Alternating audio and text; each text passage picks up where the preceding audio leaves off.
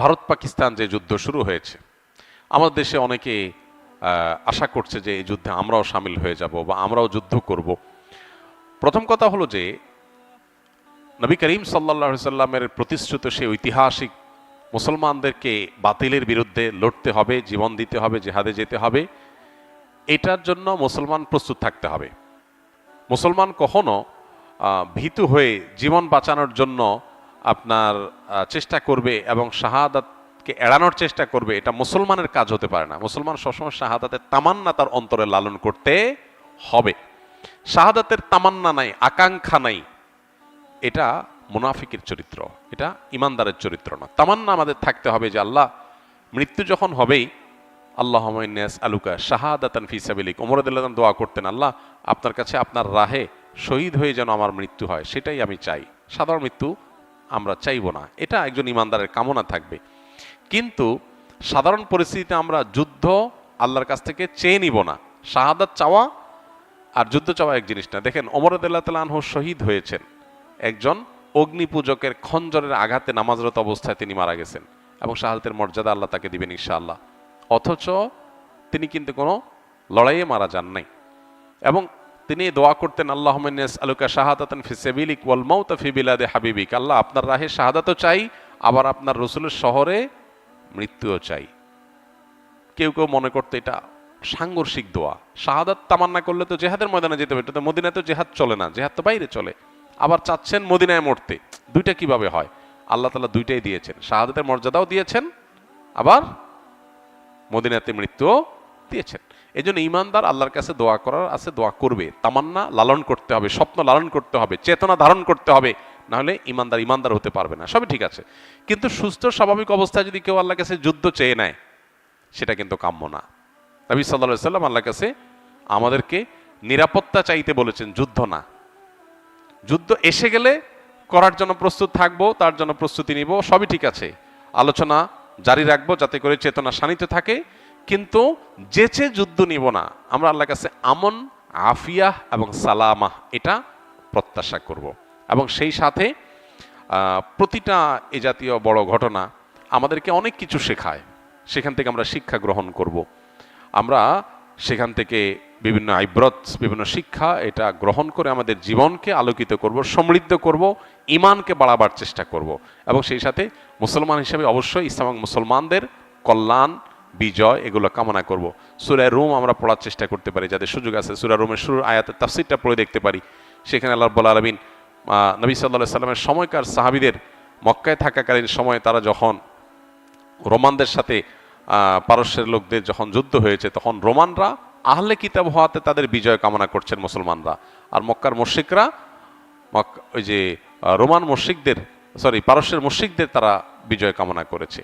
তো এই যে মুসলমানরা নিজের মুসলিম ভাইও না, তারপরেও শুধুমাত্র আহলে কিতাব হওয়ার কারণে মুশরিকদের চাইতে কাছাকাছি আদর্শিকভাবে অবস্থান, সেই কারণে সমর্থন করার বিষয়টা সাহাবীদের মধ্যে দেখা গেছে, এবং আল্লাহ তাআলা সেটাকে অ্যাপ্রিসিয়েট করেছেন।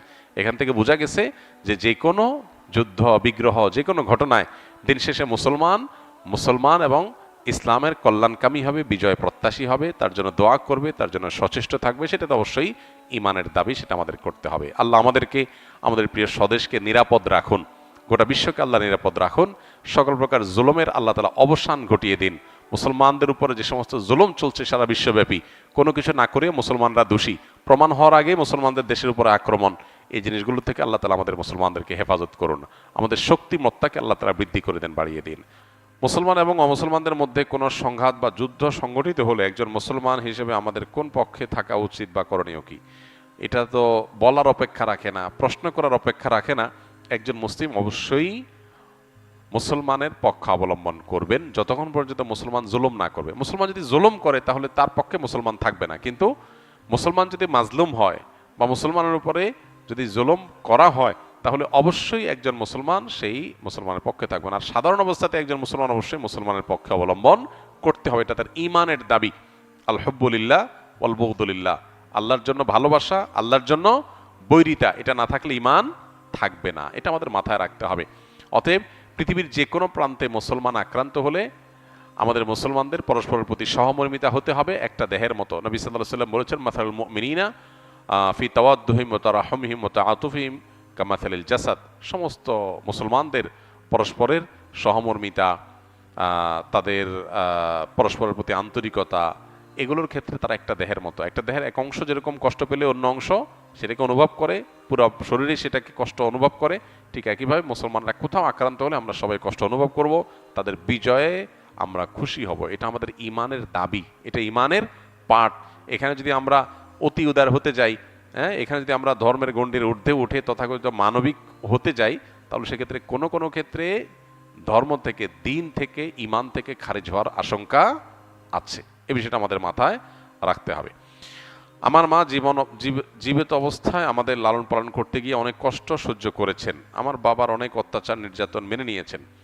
আমাদের মা আমাদেরকে মানুষ করতে গিয়ে কঠোর পরিশ্রম করতে হয়েছে, এতে ঠিক মতো নামাজ আদায় করতে পারেন নাই। কয়েক মাস আগে আমার মা হার্ট অ্যাটাক করে মারা যান।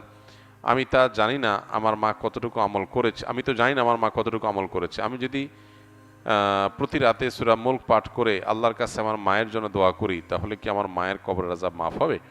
মৃত্যুর পর আমি আমার মাকে প্রায় স্বপ্নে দেখতে পাই। তিনি যে কয়েকবার স্বপ্নে দেখা দিয়েছেন, তাতে আমি হাসি খুশি মুখ দেখতে পাই। একটু বিস্তারিত জানাবেন। প্রথম কথা হলো ভাই, আমাদের প্রিয়জনরা যখন কেউ চলে যায় দুনিয়া থেকে, তখন তাদের জন্য আমরা আল্লাহর কাছে ইস্তেগফার করব, ক্ষমা প্রার্থনা করব। কারণ মা বাপ যদি মারা যায়, তাহলে সেক্ষেত্রে সন্তান হিসাবে মৃত্যুর পরও তাদের প্রতি বীর বা মা বাবা হিসাবে সদাচরণ করা, মা বাবার অনুগত থাকার কাজটা আমরা কিভাবে করব? নবীজি সাল্লাল্লাহু আলাইহি সাল্লামকে প্রশ্ন করা হয়েছিল, তিনি উত্তর দিয়েছেন যে এটার জন্য মা বাবার জীবদ্দশায় যাদেরকে স্নেহ করতেন তাদেরকে স্নেহ করা, যাদেরকে ভালোবাসতেন তাদেরকে ভালোবাসা, মা বাবার জীবদ্দশায় তার যে বন্ধু সার্কেল আছে তাদেরকে বাবা মার মতো শ্রদ্ধা করা এবং সেই সাথে তাদের সাথে সুসম্পর্ক বজায় রাখা, এই কাজগুলো করা। পাশাপাশি তাদের জন্য আল্লাহর কাছে দোয়া ইস্তেগফার করা, তাদের পক্ষ থেকে দান সাদাকা করা। মৃত ব্যক্তির জন্য জীবিতরা যা যা করতে পারে তার সবই আপনি আপনার মায়ের জন্য করতে পারেন। স্পেশালি আপনার মায়ের জন্য আপনি যেমনটি বললেন যে কোরআনে কারিমের তেলাওয়াত করে আল্লাহর কাছে দোয়া করেন যে আল্লাহ এর সব আপনি আমার মাকে দেন। আশা করে যে আপনার মা সেটা পাবেন ইনশাআল্লাহ। তাদের তরফ থেকে দান দক্ষিণা করা, এটা হলো সবচেয়ে কার্যকর। দোয়ার পরে সবচেয়ে কার্যকর কাজ হলো দান দক্ষিণা করা। ইনশাআল্লাহ আপনার মায়ের জন্য আপনার দোয়াকে আল্লাহ কবুল করবেন। আমার বয়স যখন কম, তখন আমি নিজের অজান্তে আল্লাহর সাথে শিরিক করেছি। এর আগে আমি কখনো শিরিক কথাটাই শুনি নাই। যখন বড় হয়ে বুঝতে পারলাম যে আমি আল্লাহর সাথে জুলুম করেছি, তখন আল্লাহ তাআলার কাছে অনুতপ্ত হয়ে মাপ চাচ্ছি। কিন্তু কোরআনে আল্লাহ তাআলা শিরিককারীদের ক্ষমা করার কথা বলেননি। আমি তো নিজের অজান্তে আল্লাহর সাথে অন্যকে শিরিক করেছি, আল্লাহ তাআলা কি আমাকে কখনো মাফ করবেন না? প্রথম কথা হলো আপনার প্রশ্নের মধ্যে একটা ছোট ভুল আছে। আপনি বলেছেন আল্লাহর প্রতি জুলুম করেছেন। আল্লাহর প্রতি জুলুম করা যায় না, নিজের প্রতি আপনি জুলুম করেছেন। আর উত্তরে আসি যে আল্লাহ তাআলা শিরক মাফ করেন না। ইন্নাল্লাহা লা ইয়াগফিরু আন ইউশরাকা বিহি, আল্লাহর সঙ্গে শিরক করলে সেটা আল্লাহ মাফ করবেন না। এটার মিনিংটা কি? আমরা অনেকে এটার অর্থ ভুল বুঝি। এটার অর্থ এই না যে শিরক করছেন তো শেষ, আর কখনো রক্ষা নাই, এটা না। তাহলে এটার অর্থ কি? এটার অর্থ হলো কেউ যদি শিরক করে এই অবস্থায় মারা যায় তওবা ছাড়া, এটা আল্লাহ মাফ করবেন না কিয়ামতে। দুনিয়াতে শিরক করার পর যদি কেউ তওবা করে, অবশ্যই আল্লাহ মাফ করবেন। এমন কোনো অপরাধ না যেটা করে মাফ চাইলে মাফ হবে না। সাহাবীদের অনেকেই ইসলাম গ্রহণ করার আগে তারা মূর্তি পূজারী ছিলেন, কিন্তু তারা তওবা করেছেন, শিরক থেকে বের হয়ে আসে তাওহীদে বিশ্বাসী হয়েছেন, আল্লাহ তাআলা তাদের গুনাহ মাফ করেছেন। আল ইসলাম ইয়াহদিমু মা কানা ক্বাবলাহ, ইসলাম তার পূর্বের সকল অপরাধকে মাফ করে দেয় এবং ক্ষমা করে দেয়, ভ্যানিশ করে দেয়। এই জায়গা থেকে আমরা ইনশাআল্লাহ আল্লাহর প্রতি আস্থা রাখবো, ভরসা রাখবো যে আল্লাহ তাআলা আমাদের গুনাহ মাফ করবেন ইনশাআল্লাহ। সেই সাথে আরেকটা সম্পূরক প্রশ্ন অনেকেরই, সেটা হলো